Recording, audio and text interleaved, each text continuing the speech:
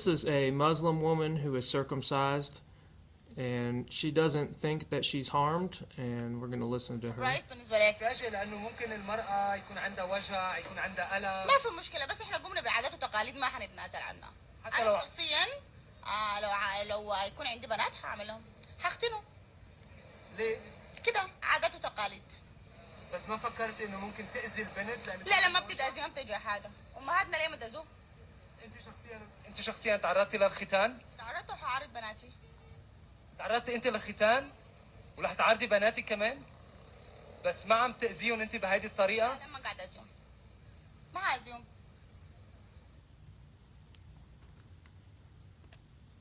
All right, so to the Western nation, that might seem shocking, but the very same pattern is seen with circumcised men here in the United States.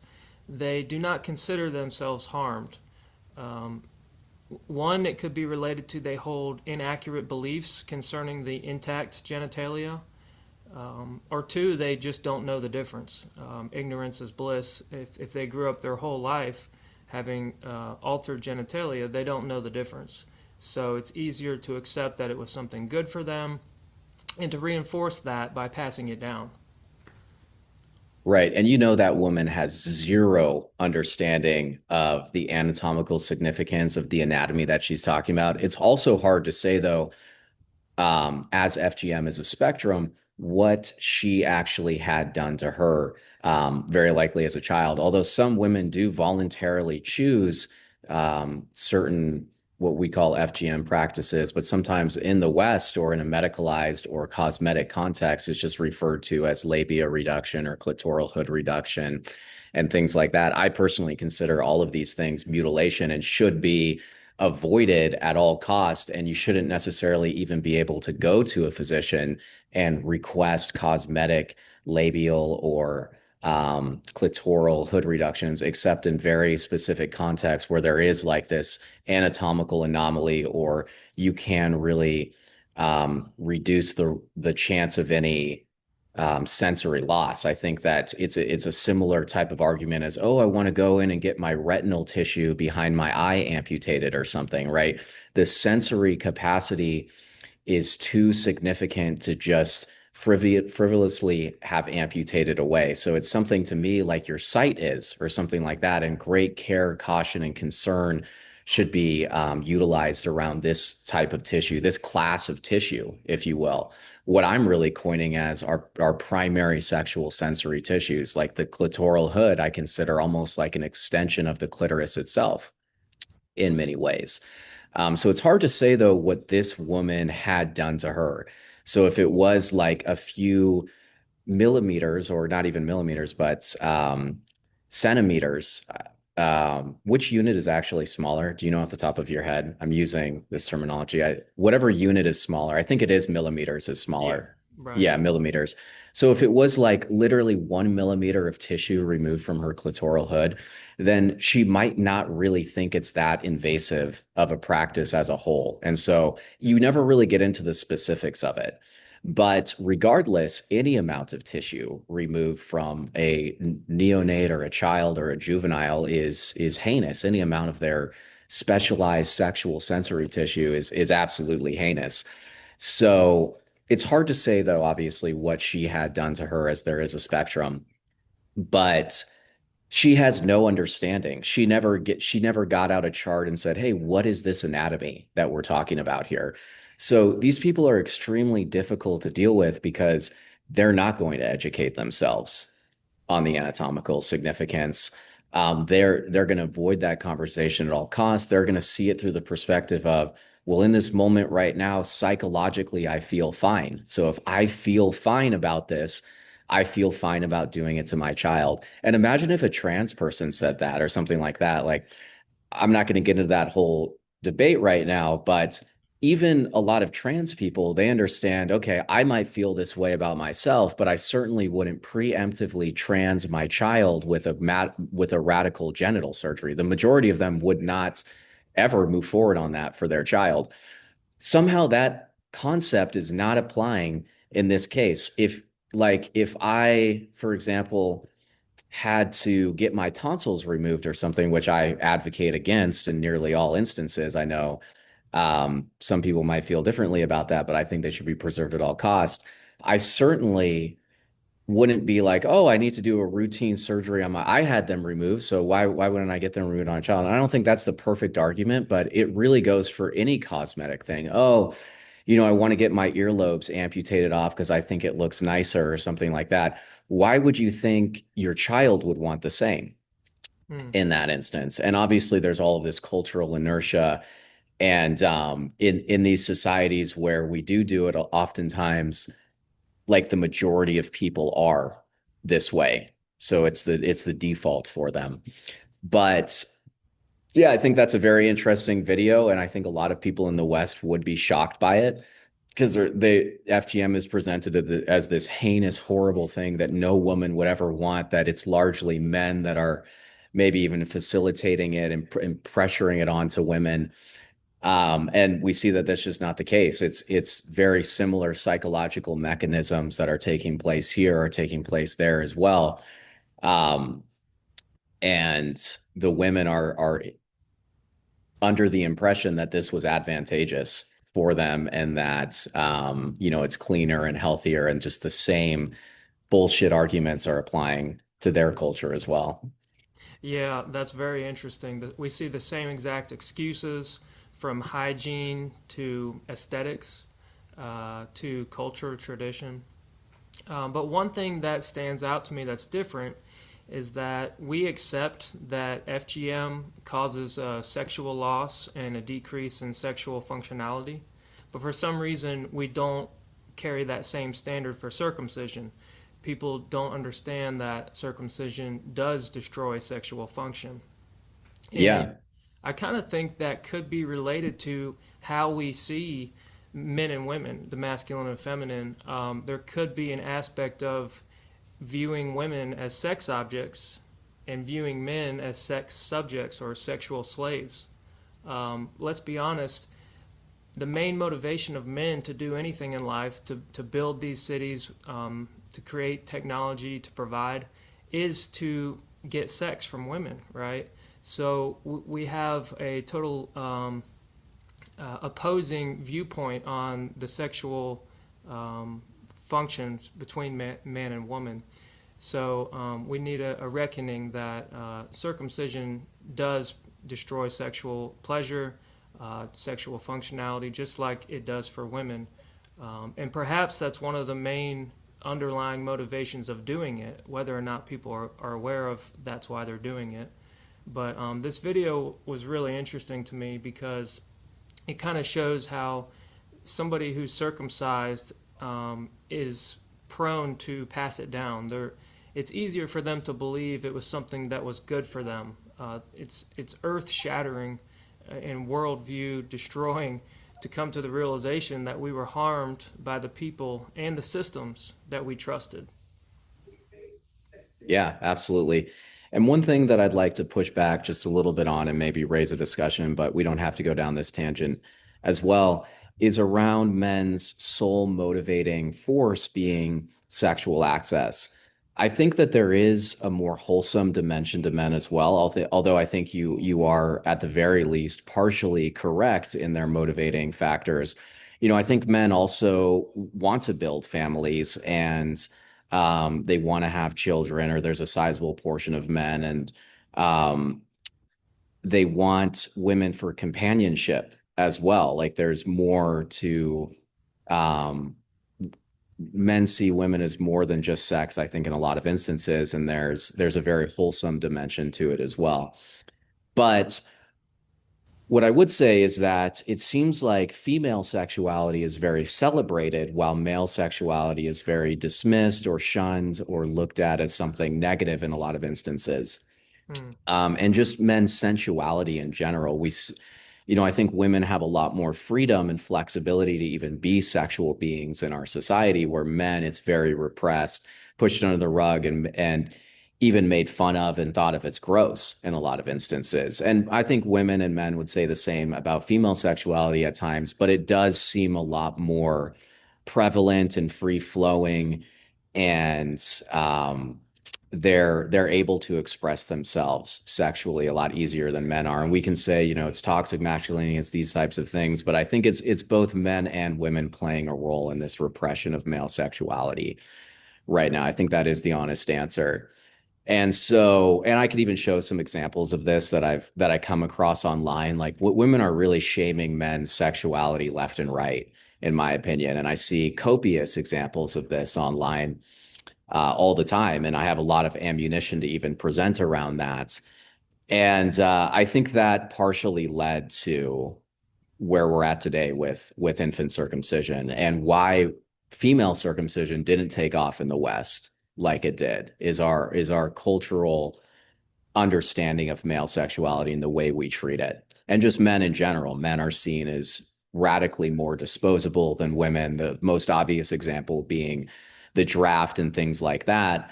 And the worst example right now being in Ukraine, for example, where the women are free to travel outside of the country at any time, and the men are being ripped off of the streets. They're all like complaining about it now, and they're being sent into the meat grinder to be annihilated, essentially, where the women are running off to other countries. And you know, we see some actually pretty interesting video evidence of at times what they're even doing in other countries. So they certainly, in my opinion, in a lot of instances, didn't stand by their men and things like that. I don't want to get too lost in the weeds on that tangent right there. It's not really related to what we're talking about, but it's really just to highlight the depth of disposability of men. And in this case, even our sexuality and our literal sexual tissues. So that's what I'd say on that subject. That's a great insight. I hadn't considered the sexual repression side of basically suppressing male sexuality and celebrating female sexuality, but that's a great point. Um, so, what do you think about the dynamic between mothers and fathers who pass this along? I tend to find more culpability to the mothers because I feel like it should be a maternal instinct to protect their young from systems and even from the fathers. We know with the animal kingdom, often the mothers will have to protect their young from the father for various reasons. But there is some culpability with the males too. I do have some sympathy for cut fathers who pass this along because they're not able to consider or you know confront the possibility that they were harmed. It's a lot easier for them to check out. So, what do you think about that dynamic? Yeah, so I'd say from the perspective of the fathers or the perspective of men, there's much more of a psychological mind fuck that's going on, although I think it is going on to some degree for women as well, where you first have to get over the fact that you've been harmed in this way, and this was very, this could have been something that was very traumatic and negative for you. I personally found that extremely difficult to get over myself. So through my own experience, this split my mind in half, essentially. Me too. So that's something that a lot of men have to deal with first before being able to confront this is, oh shit, you know, I'm a victim of genital mutilation, essentially. And that had wide-ranging downstream implications for my sexuality and my life. So I think women don't have that same experience that they have to get over and this psychological gate that they have to get through before addressing this and being able to make the correct decision, if you will. Although I think it's so strange to even, you know, it is a decision right now, but it's really just the decision to commit felony sexual battery or facilitate it on your child. So yes, I think that the challenges that men have to get over to properly address this and move in the correct direction with their child is much different than what the women have to, although there are similarities as well that have to take place here. But because of that, I do find myself being a lot more forgiving of men, if you will, than women. And if that's, you know, that might not be fair or not, but that's just the honest truth is of where I'm at. So it might not even be fair, but that's where I'm at. Although there are similar cultural pressures that affect both sexes, both men and women, and similar types of psychological gates that they have to get through as well. One being, you know, they're worried about their child's mate making fun of them. They're worried about these locker room types of experiences with other men where they're made fun of. So they're worried about not socially fitting in.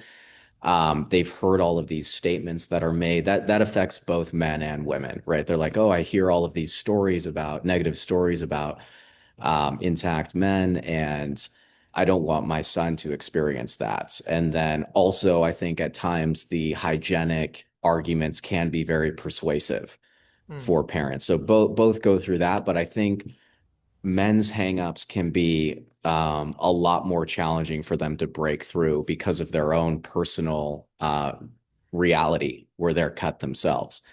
And so where I have less sympathy for women is I'm like, what general anatomy on yourself would you want amputated? So you're willing to facilitate this on your son. What would you want amputated right now? When I ask that question, they say nothing. You know, they don't want anything amputated from themselves. So I'm like, so you're asking the father who had this amputation himself if he wants something amputated. Why don't you look at it from your perspective as well? And they seem to not be able to bridge that gap very easily. Where I feel like for myself, if the mother was saying, hey, you know, I had a clitoral hood amputation surgery and I want to do it for our daughter, like I would be looking to get authorities involved. I'd be saying, hey, you have serious mental health issues. This is certainly not somebody that I wanted to have a child with or want to have a child with. You know, you're looking to cause severe, you know, genital harm to our child. This is extremely perverse and something very violent. So that's immediately where my brain would turn to. And the same experience is not happening for a lot of women right now. And I think there is this cultural inertia. There's all of these justifications that they can give, but at the end of the day, they have similar anatomy themselves. They wouldn't want it amputated. They don't have the same psychological hangups. Um, I don't understand why they're not being stronger guardians in a lot of instances of their child. So women can come and debate this with me. You know, if you want to reach out, if you're listening to this and you really disagree with me, I'd love for you to reach out. I have this debate with women all the time, and what I find is that they never have that, you know, they're never have a great argument. So that's just the reality at the end of the day, is this is something very bizarre behavior, in my opinion, from the mother side of this, and obviously the fatherly side as well. But I have a lot more hangups with the mothers, and that is the reality. Mm. Yeah, well said. Um, I think it's also interesting how they will default to the father's opinion because he has a penis, right? But he doesn't have the normal anatomy that they're considering amputating. Right. So, Yeah. And she really does have a homologous structure, or homologous. I can't remember how to pronounce it off the top of my head. right. And she wouldn't want that removed from herself. Although do think there is a severe lack of anatomical understanding. They don't even recognize. They think this is something very different than it really is, and it's being presented to them as a little flap of tissue. So there is obviously a lack of understanding on both parents' parts. Although it's hard to say why you didn't refine and mature your understanding further. Like before you have something amputated from your child, you should have a good mental mind map of what it is that you're getting amputated. But we see this across the board in surgeries, actually, of all sorts of anatomy. Like, I know you had your appendix removed, but a lot of people who get their appendix removed, they don't understand the function of the appendix. A lot of people historically who got their tonsils and adenoids amputated in a very routine fashion had no understanding of the downstream implications of doing so, or that these structures are immunological structures that play a pretty significant role in your immune system. There was no understanding of that. And that's something that does really escape me. Why, you're going to have a literal amputation, surgical amputation of a component of your body, and you're not going to research what the function of this is. That to me is kind of impossible to understand, actually, where I think the way my brain was tuned from a young age was just to look deeper into all sorts of things, but certainly around my actual anatomy and what the function of these different parts are. That's something that's always been very intuitive to me, to give a lot of consideration to that. So, Mm. Well, that's great because I was tricked into getting my wisdom teeth removed. Right. Well, me as well. Well, me as well on that one, actually, as well on that one. That one's a hard one. That because it's not fully developed yet, and it can cause you pain and things like that. But certainly me on that one, when I was 18 years old. So before my brain had really matured to the depth that it is now, I definitely and I had the same pressure from parents and things like that. And I totally regret it. My situation was egregious though. They weren't even coming in wrong or improperly. They were perfectly erupting. And there was absolutely no reason to even give any consideration to it. There was no pain or anything like that. They were just perfectly erupting in. They had enough space, and I would have had these major four teeth in my mouth that I think would have even um, improved kind of my bite structure and my jaw structure, right? They're erupting through jawbone, they're displacing jawbone a little bit, they're making your jaws a little bigger, they're reinforcing kind of your bite, they're major like platform teeth that help you chew and grind. Like we're supposed to have them. They're a natural part of our maturation and through puberty. And I would much rather have had them than lost them or at the very least, at least had them amputated routinely, essentially, for no reason at all. And you look at how their nerve roots are being connected to your head and your brain, really, even in some ways. And it's just profound, actually, how significant these teeth could actually be. And having them amputated could cause a cascade of downstream implications. So that's one you're fair enough that I got totally um, bamboozled on, essentially. Yeah. Yeah, I've had lots of that cascade of downstream effects. So, wisdom teeth removal is a prophylactic thing. Typically, they're removed for no good reason. It's just to prevent a future problem, Hmm. and it's done from 16 to 18 years old. And I thought everybody did it, so I agreed to it. Was happy to get some painkillers, So I Right. Yeah. I was in the same boat. I'm like, oh, I get some Vicodin or something. Yeah. yeah. So, but I've had nothing but problems ever since. Yeah. At the time, extreme pain, some infection, cleared up eventually. But I've had ear pain and jaw pain ever since for about 10 years. So I went to the holistic dentist and asked them to take a look at that wisdom teeth area. And sure enough, I still had cavitations 10 years later. And a cavitation is basically a void that, Pocket. yeah, exactly. It's Yeah. like a pocket or a void that never closed down correctly. And it can harbor infection and have symptoms throughout the whole body. Because, like you said, the meridians of the teeth and the nerves of the teeth are connected to major organs, the nervous system, and it's also related to the appendix. So perhaps my appendix failed because of the teeth surgery. But I recently got those cavitations repaired by the dentist, and it has helped. I don't have the ear pain all night anymore. It's been hell for about 10 years having ear That's pain. wild, dude. Yeah. Yeah.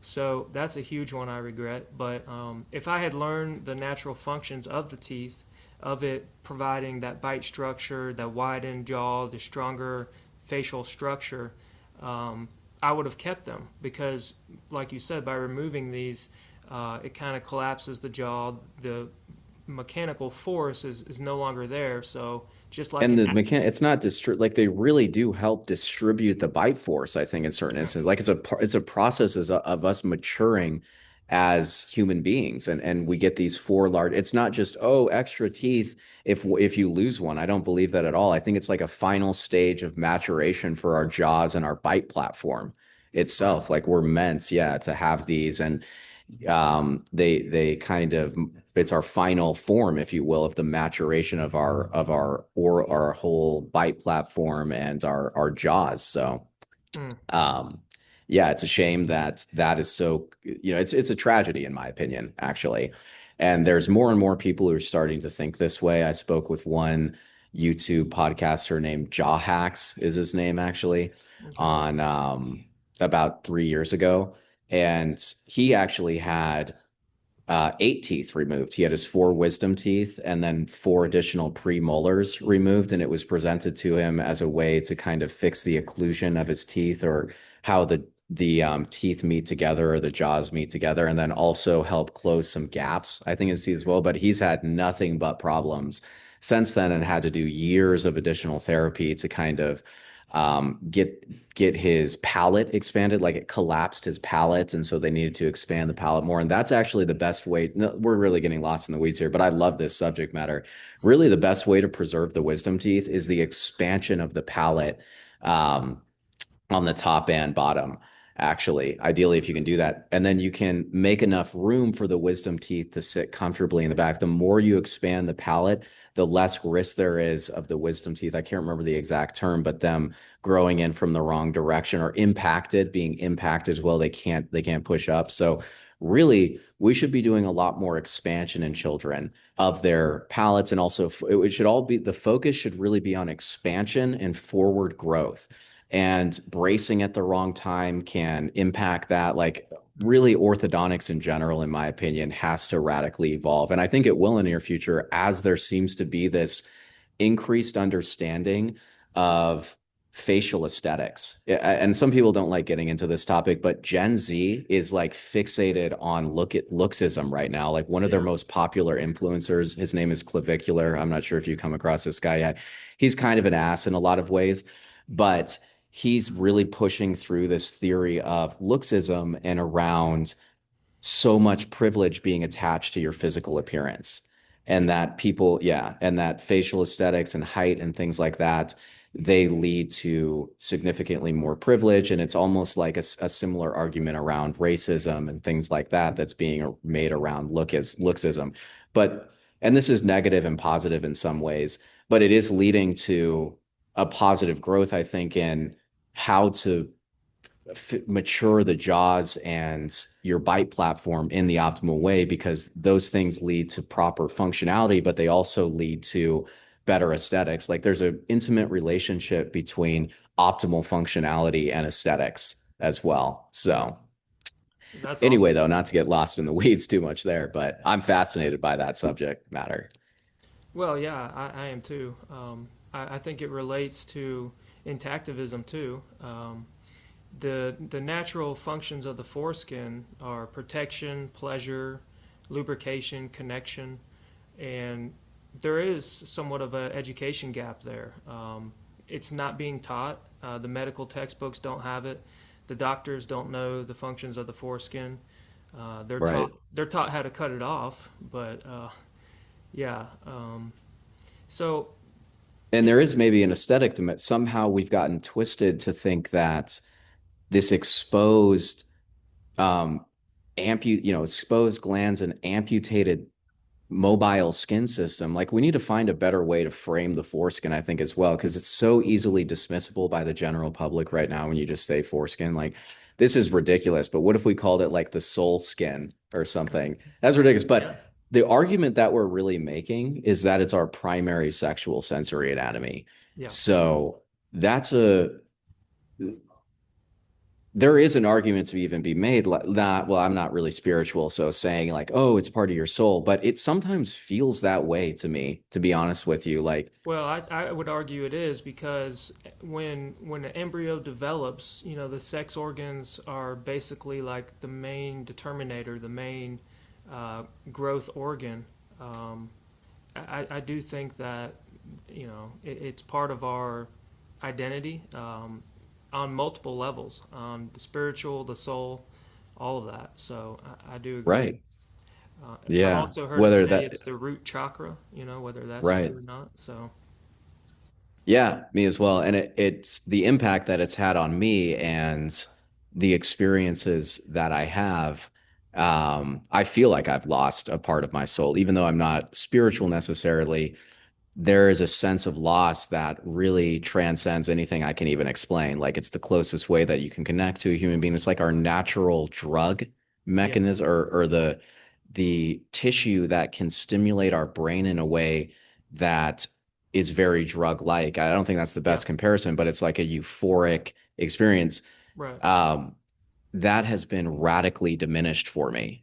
And I think that was the intention as well initially, when this, like, historically, I think the intention was to diminish this male sexual spiritual energy. in certain ways. And that's so heartbreaking. Like I don't know the most accurate way, or I feel like I'll never be able to frame that to somebody. I want to find the best way to illuminate that, but it just feels impossible with words. It's really this emotion that can't be conveyed very easily, where it really it can destroy a man's spirit. And I think that's why they can run away from this so powerfully is and the worst part is like we know in society that we shouldn't ever mess with somebody's sexuality, and that this is something that's very sacred in most, even for men in this degree. And then just the flagrancy of having your sexual anatomy amputated just flies in the face of everything that we're saying. That's why I think it oftentimes is hard for men to forgive as well, is this is a flagrant violation of existing standards and norms that we have around impacting somebody's sexuality and messing with their genitals and things like that. Like really, two things are happening concurrently right now.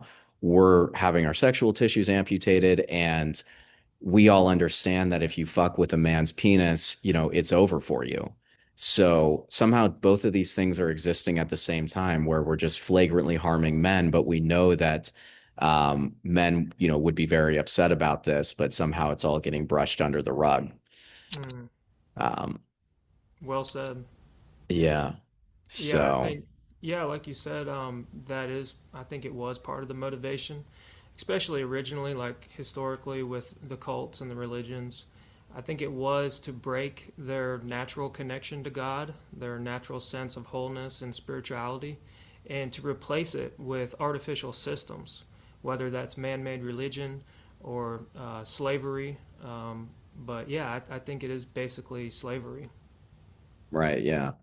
And if we could go back to that video real quick, there is one element of that I want to show real quick. And do you have a time check on where we're at here? Have we been talking for like, does it say? I can't see it in the Zoom. Oh, yeah, I can't see it anywhere. Doesn't say for me either. You want me to put Interesting. that video back up? Yeah, because I just wanted to, not necessarily the video, but um the graphic that you have to the right of it. I believe it was the same slide. Yeah, this slide here. And I just want to see if actually, can you see this writing on your screen? Like, do you see that? Yeah. Okay. So I think that's being recorded as well. One thing that I want to show is, so we see here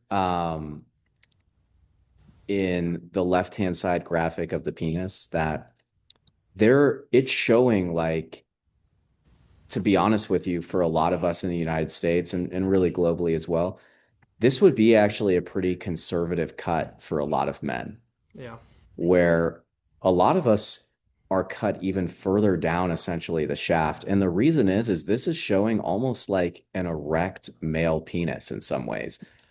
Um, but really, like, let's say the infant's penis goes to here, like this is the size of, I'll do it right here. This is the size of their shaft, maybe. Hmm.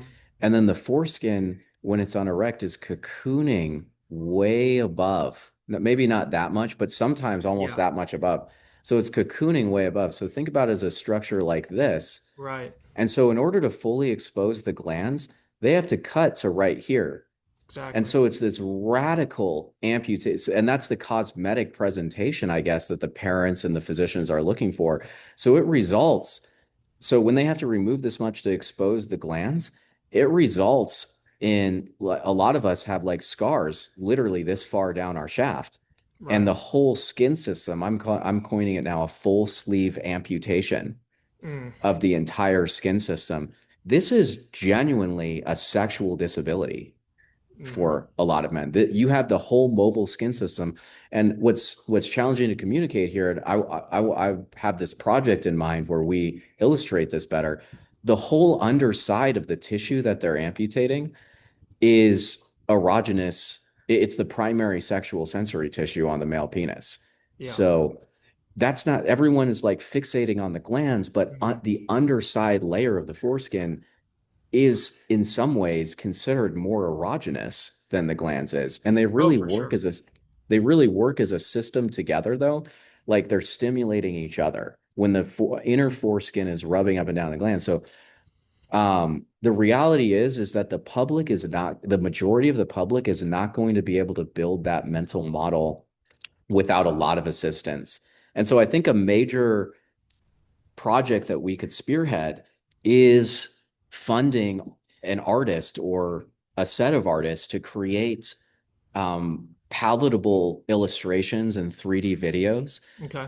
that we can distribute and disseminate on social media. Not Yeah. just, oh, we can, it's only going to be appropriate in these certain contexts and we can't get through these restrictions that are on these social media platforms around posting sexual content. Most platforms do have significant leeway for this type of educational content. Actually, not all, but the majority do. And we'd have to look into that a little further. But I often find that's something that's really missing from the Yeah. current space. Like all of the graphics and illustrations I see, and even the videos I see, they're like extremely low production quality in a lot of instances, and they don't convey professionalism and authority in a lot of instances as well. And I think that is something that maybe the other side can do well in certain instances. Um, the opposition to us, if you will. And that's something that we could potentially play a huge role. Like if we have something that has high production quality, that's sometimes just something enough to say, hey, these guys know what they're talking about here. These guys are really onto something here. Just by elevating the production quality alone, or the authority that we can convey through that. Okay. I really like that idea. Hopefully, the medical organizations will realize that we're the experts now and they'll enlist us to Yeah, help them. But exactly. Yeah. I appreciate you mentioning the acropostian, the foreskin of the adolescent, because it is much different. So I'm going to put a slide up here And to by show. acroposin, we're saying the overhang essentially, right? Yeah, exactly. So here's a slide Yeah. where I show that. So Hmm. the infant foreskin does look and work a lot differently than the adult. So as an adolescent or an infant, this is a sealed, adhered structure to the glands. And it's actually the acropotian, the part that hangs over right there, is actually an extension of the urethra. So when this is cut, that's why boys cannot no longer control their urination, or they may pee on people changing their diapers, because it's actually the acropotian is actually an extension of the urinary exit and has like that sphincter capability of controlling urination exit. So it does look a lot different, and typically by age 10 or even as late as puberty, the foreskin will start to naturally retract, and that adhesion from the glands will start to dissolve. But Right. yeah, so by circumcising an infant to all the way back to exposing that glands, by the time they grow up and become adult, that scar will move from the glands all the way down the shaft, sometimes halfway or even further. So there's no cut here line. There's no standard or there's no correct amount, to take off. So it causes so many problems. I mean, the list of complications of circumcision is like 20 things deep, and there's almost no risk to being intact. The biggest risk to being intact for a child is to be forcibly retracted by a pediatrician at a well visit. Right. Yeah. So I wanted to show that real quick. Yeah, I appreciate that. And can you leave that up for 1 second? Because I do want to show this. This isn't even the presentation of a neonate's penis, though, to be honest with you. Like it even, in my opinion, from the actual photographs that I've seen and the video evidence that I've seen, it's extending like sometimes even more than maybe what we see in this illustration right here. Like Mm, maybe it goes all the way up to here. Like it's extending like and it's almost like cocooning. It's thicker maybe right here as well, a little bit. yeah, yeah. And maybe we could like when we create additional graphics and illustrations, we could just model them based on the photographic evidence that we come across to see that. Because it's really challenging otherwise to communicate why we're having such why so many men are having such radical amputations, where it's like, well, on an infant, it doesn't look like it's halfway down the shaft when they're on erect, but then on an adult male, there's seriously guys. I mean, it's even further. It's like Right. literally all the way down here. So how the hell is that happening? Mm, We need to kind of present that narrative on how it's occurring and why so many men in the United States are literally straight up sexually disabled because of this. And we're not talking like just millions of men. It's like tens of millions at the very least. Like it possibly could be like 40% plus have had these radical that exist right now in the United States of cut men have these radical C2 and below cuts, or if the audience isn't familiar, coverage index 2, which is kind of a index created by the foreskin restoration community to explain or highlights the different degrees of severity, and C1 and C2 being the most invasive or the most tissue has been amputated. And some people even consider C0 on the index as well. Or then beyond that, it's maybe really considered a botch, where you don't really even have enough tissue to you need something done to even be able to have a normal life. Really, I mean, you're going to be in severe pain all the time if you don't have something corrective surgery done. Mm. But yeah. Yeah, sometimes so much skin is removed that it pulls the penis back into the body, and that's called baby Yeah, penis. right. Yeah. Yeah. Well, I like your idea. If we could show like a progression on how this cut, um, how the penis matures, and how this cut basically gets worse. I consider circumcision to be a slow death of the penis because of the keratinization, the desensitivity, the callousing that builds up over time. So a teenager or young adult, they may not experience sexual problems, maybe some premature ejaculation or discomfort, but by the time he's middle aged, he's going to experience significant penile problems. Erectile dysfunction is an epidemic in the United States. Over 50% of middle-aged men are on erectile dysfunction drugs. So Right. Yeah. that's 150 million men. Exactly. Yeah. For me, it really started going downhill at like 24 or 25, to be honest with you, although I am in the more severe side of this. Um, it's yeah, it can go to, I mean, it was always poor to some degree, but then it became so dramatic that it was there would be times where I'd feel no sexual pleasure at all in the entire, even though I could get an erection, it would be like literally the entire time I would feel little to nothing. And at the very end, there'd be this little squeak of pleasure, and then it's completely dull and lifeless again.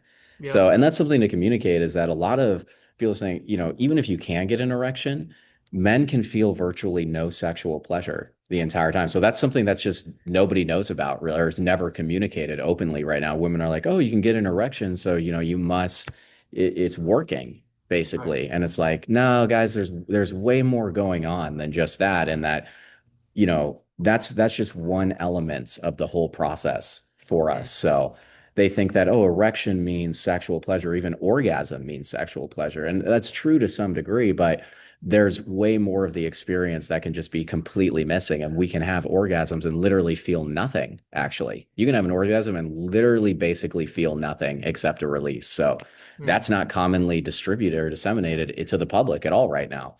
Mm. So they're like, oh, well, if you can do that, then what's the problem? What's the problem? And it's like, well, there's really a lot to get into here than about that. Yeah, great points. Yeah, I know Yeah. exactly what you're talking about. Yeah.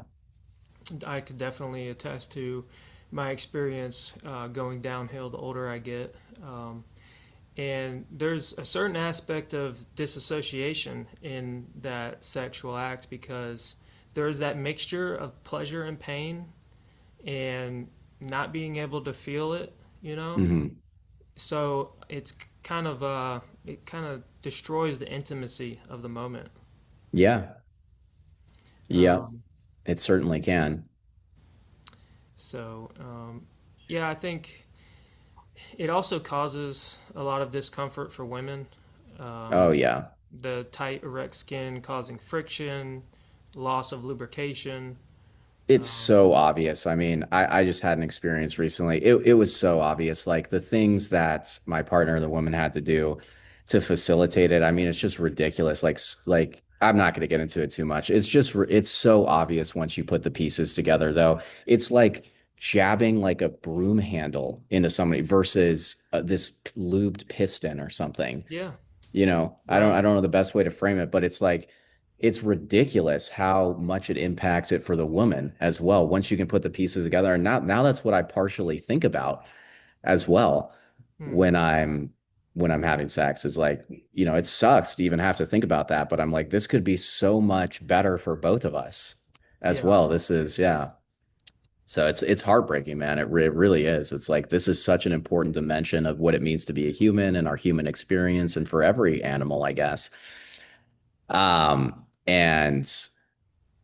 And we know that we shouldn't be messing with an anatomy, and the fact that people think that this improves things, it's like visual observation, like the fact that the physicians are and I think a lot of them know better, and a lot of them have maybe for a long time, but just casual visual observation, it's this mobile skin system moving up and down. So why would that not be this extremely pleasure? Like it's moving up and down the glands, even if you don't understand the significance of the inner foreskin, you know it's this moving skin system that's like massaging the glands.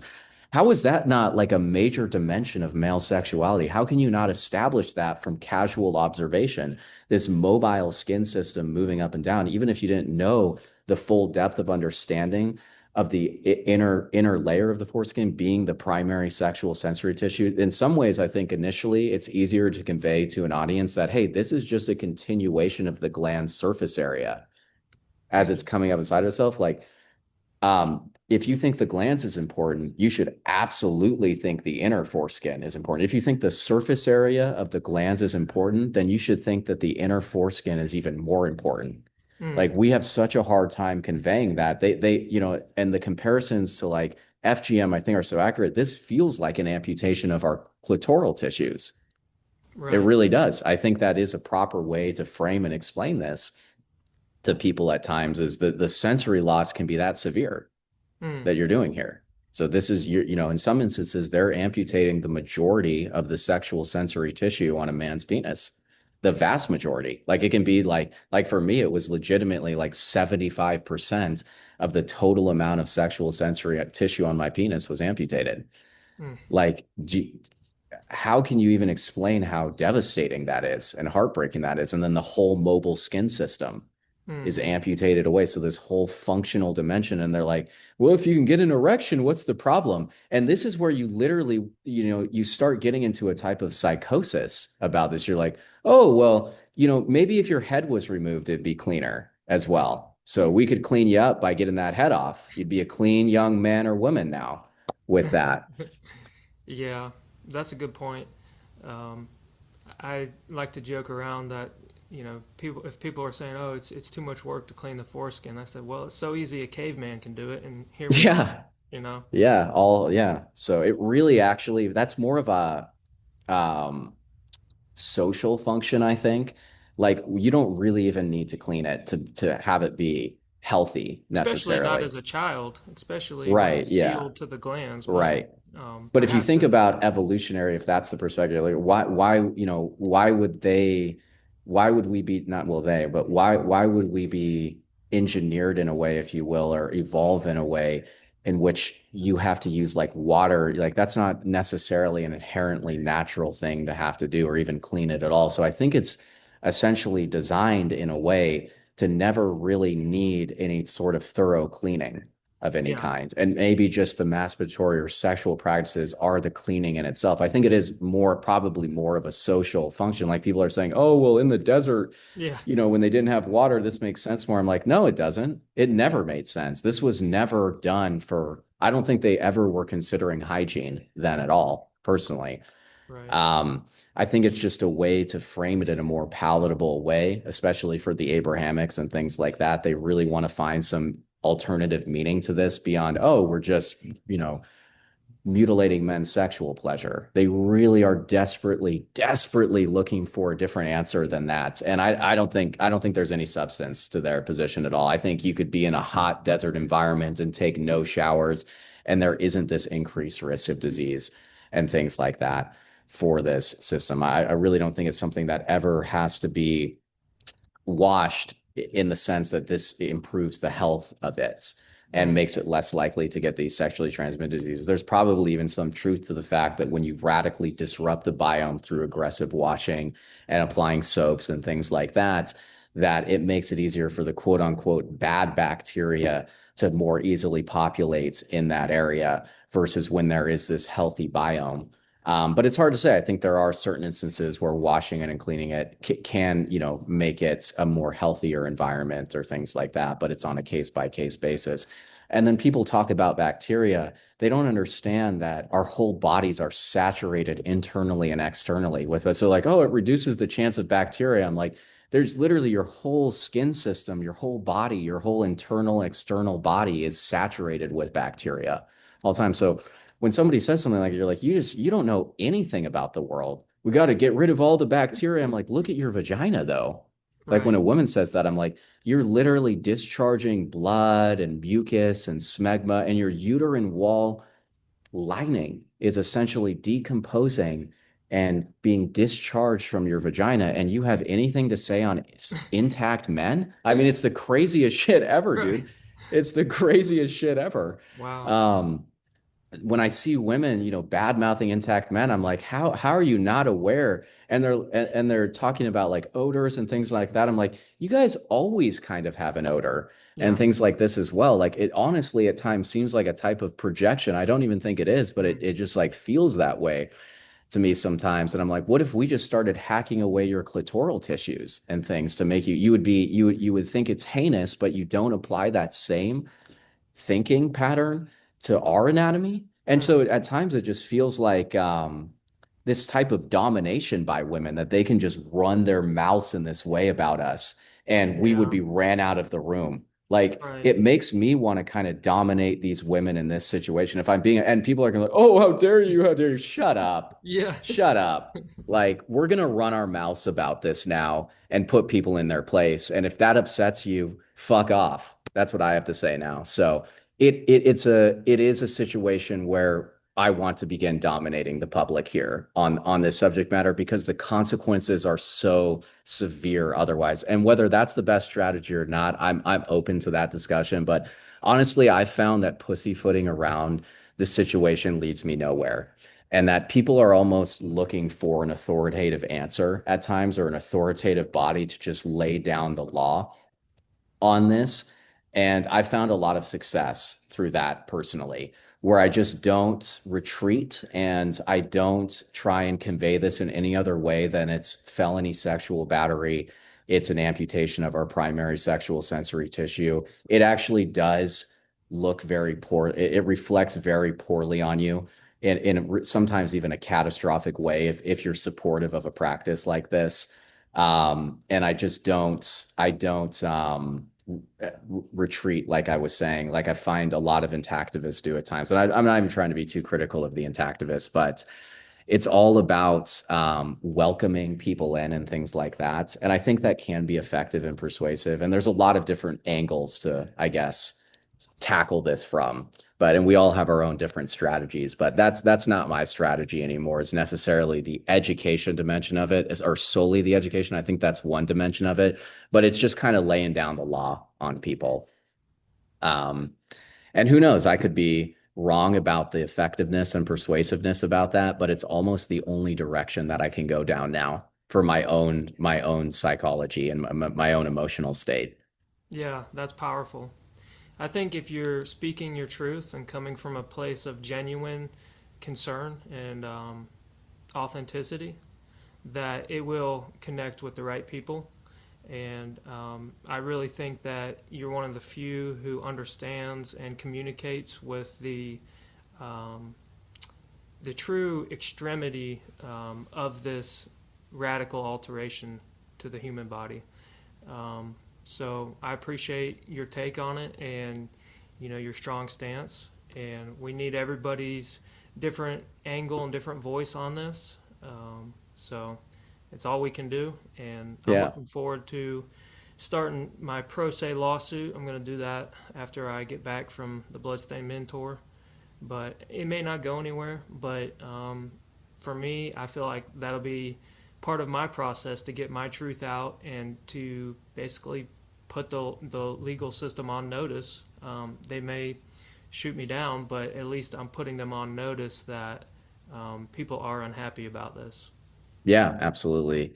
I'm looking to do the same here eventually myself, although the reality is I'm kind of being pressured in, not necessarily pressured into it, but I'm almost not even doing it for myself because I think it'll be so ineffective. And I think that it's more of a numbers game that we have to have at the moment where we need more people um, filing these suits and or these complaints, criminal complaints or civil ones. And there needs to be this cultural shift that happens first before, because my perspective is the courts are really set up in a way to defend the establishment here and not to get justice for us. So it's all going to be about maintaining the status quo and shielding these guilty parties from any sort of liability at all. And it's partially because they understand how quickly something like this can snowball once you set a precedent in one court. So there has to be some level of coordination here. I think that's even going on between the different courts, between these different nodes of power that, and especially once we start getting more momentum, like they're going to really try and nip this before we can establish any sort of precedent. I think that's possibly happening with Eric's cases in Oregon, the equality clause case. I'm sure you're familiar with that to some degree. I think that that's going to be stonewalled essentially because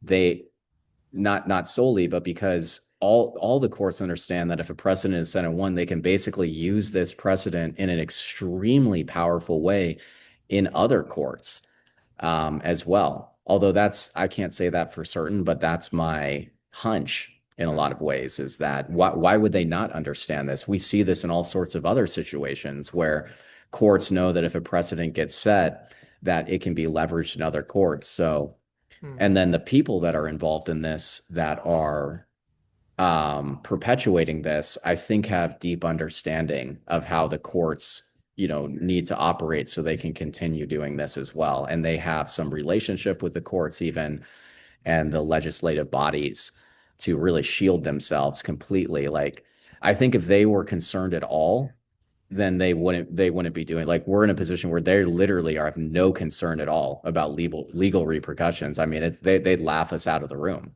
the physicians. So they know to some degree they're completely shielded or they wouldn't be doing this if they had any. But I think we can put them on notice to some degree, but we need the numbers to really, we can get it's not going to go forward. All of our suits are not going to go forward and we basically can get ran out of the room right now. But if we had 1,000, not even 1,000, I mean, we need like tens of thousands of motivated men to really begin doing a dent in this. And that seems just so daunting right now, how far we have to go. And how few men are willing to openly discuss, like 99.9% of the men that are even horrifically impacted by this, like never talk about it publicly.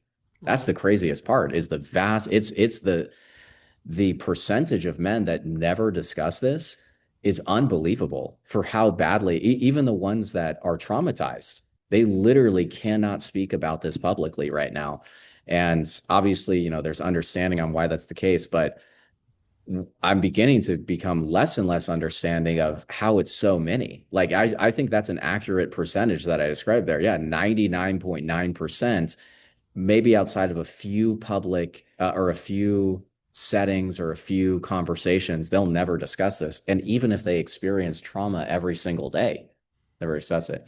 And I think that is an extension of just a lot of men in general feeling uncomfortable kind of sharing their griefs and issues that maybe fall outside this narrow range of things they feel they can talk about. But it's challenging for men and women to say, hey, I feel genitally mutilated.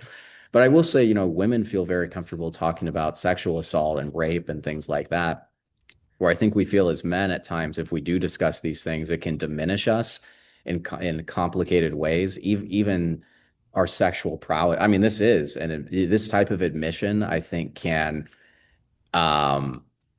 damage your ability to operate with the other sex. That was a very clinical way to describe that. but your ability to have game and aura with Right. women maybe is one way to Right. describe it. The reality is that it does diminish that in certain instances to some degree.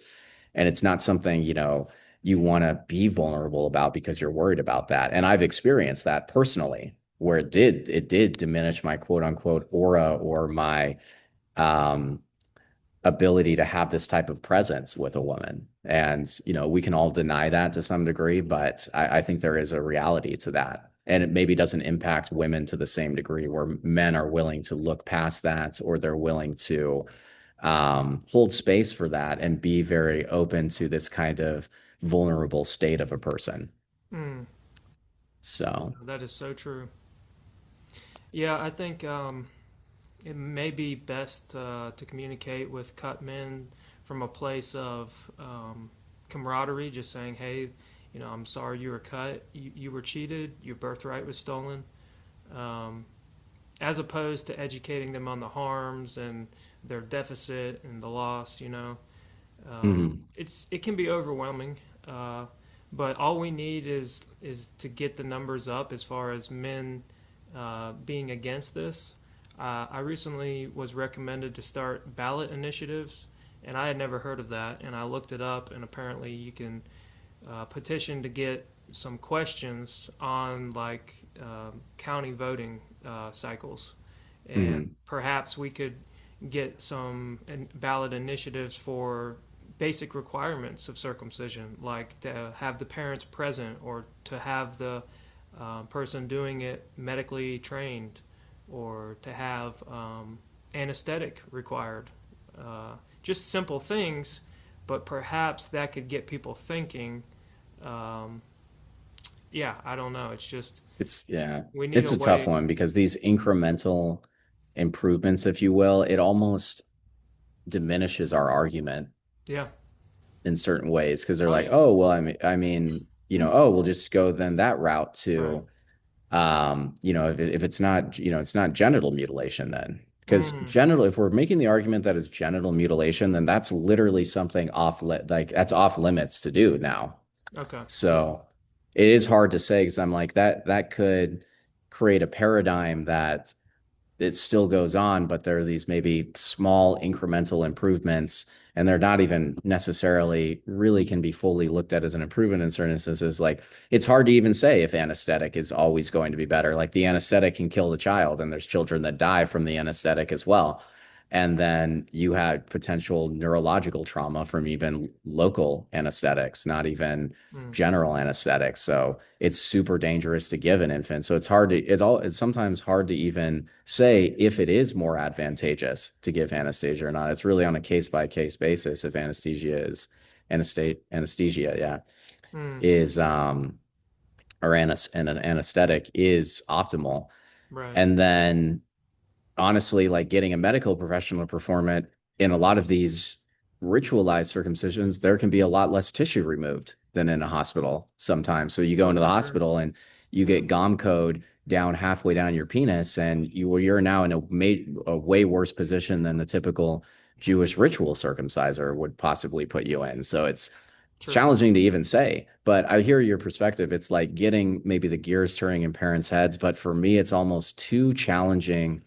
It's too challenging to even accept. Like it makes society seem so perverse to me. Like now, it almost is easier to accept when it's all abstracted away from the parents. But once we're getting to the point where, like, oh, we are really thinking about it, let's use anesthesia for the amputation. Let's make sure that anesthesia is used for the amputation of our child's sexual anatomy. Now I'm getting just so radicalized in my brain. Now I'm like, I don't think you should ever be a guardian of a child. It's actually wildly inappropriate for you to ever be a guardian of a child. And I would use militant force to prevent you from having any guardianship or ownership of a child ever, actually. And I want to go to war over this now. Mm, And you better be ready to put your life on the line to defend your position. And that gets scary, I think, really quick. I think men have gone to war for far less. Men have gone to war over a taxation on tea. And what I want to tell the public is you should not be surprised if men go to war over genital mutilation of children. And this should be a position that you're prepared to put your life on the line for. And people are like, oh, that's so radical. How dare? No, it's not. No, it's not. Okay. What's radical is defiling your child. Going to war to prevent that is the natural way things should be. So that's what I would convey to parents and the general public, and that this is something a lot more serious than I think you're giving consideration to right now. And men are starting to get extremely radicalized, and this should be concerning for you if you're a parent who is thinking about mutilating your son. And a lot of us don't even think it is a simple education problem. You know, we think that there are severe problems with you that go well beyond that. Um, and that, yeah, even if you framed it as an education problem, yeah, you could make an argument that Taliban jihadists have an education problem as well, but we still wipe them off the map. So yeah, you could have an education problem, but it's not necessarily going to shield you from what you think it is right now. So Mm, yeah, that's where we're at. I love it. Well, thanks for capturing the true essence of it, and how extreme this problem really is. Yeah, It's not something we can sweep under the rug anymore. no, it's not. And it really should have gone away a long time ago. It should never have existed. But the fact that we're in 2026 here and you can look into all of this, you can research it all yourself, and it's still going on, is unbelievable to me. So, especially in these modern countries like the United States, where in the way we view sexuality, it's unfathomable, is the way that I would describe it. So, but things are changing slower than I would like, but things are slowly evolving. It's entrenched though in a way that is confusing here at this point, where I think even when we get to a minority, and who knows what the metrics are right now or what the percentage is, like people say it's half at this point. I don't even fully know if that's true. It could be a little higher. But even when we get to 40, 30%, there's still going to be these parents that are so gung ho about this. Like, um, it's really like we have to pursue more than just abandonment. We have to pursue criminalization of this to really shield all children. And people are making, saying, oh, we need to make these religious exemptions to be able to actually make our way through the courts. And that, while that might be true, it's just so heartbreaking that you have to abandon these children because of the religious dimension of this, so they can sacrifice the tissue to I consider a demon. Like what just reasonable God would say, hey, we need this amputation of our sexual tissue, of your child's sexual tissue, so they can be in our tribe or they can be in our religion. That just presents as a demon Yeah. to me. So, and I'm not going to get in this whole side of this, but not too much at least, but that's something that's difficult to live with in our society. Is I think that these Abrahamic religions basically were, I don't think there's validity to it. And I don't want to get too controversial, but I also think that if there was validity to it, they would be worshiping a demon. And so it's just their whole identity is offensive. Like their whole being to me is offensive to the dignity of man. And so no one ever discusses that, but it's like challenging living in this multicultural, multi-religious society when you have these types of disagreements with people. I'm like, I don't ever really want to see you. It's challenging for me to form relationships with you and feel respect towards you and things like that, because I think that you are worshiping an entity that demands tissue sacrifices or has in the past previously from children. So to me, it's like a worship of Epstein or something. It's like, no, you actually can't openly, I don't want you openly presenting in my society even. And it makes me want to advocate for things like segregation, not necessarily based on race, but our ideals, because I just don't want to be around you Mm, anymore. It's not going to work in our society. Like I feel diminished by your presence. yeah. And that's just such a shame that this practice has caused all these powerful feelings Mm. like that. Well, I think the main reason that the Abrahamics have been so prolific and so successful for thousands of years is because of circumcision. I think it's a trauma based mind control weapon that they use to create slaves who are subservient to their tradition, and subservient to becoming soldiers, and earning their promised land. Islam is basically Judaism 3.0. And Yeah. like you said, it's holy war for them to die in holy war, jihad. they're promised great riches and rewards in heaven. So it radicalizes people, and the difficulty we're up against is that the thing we're trying to end, the circumcision, the genital mutilation, is their main weapon.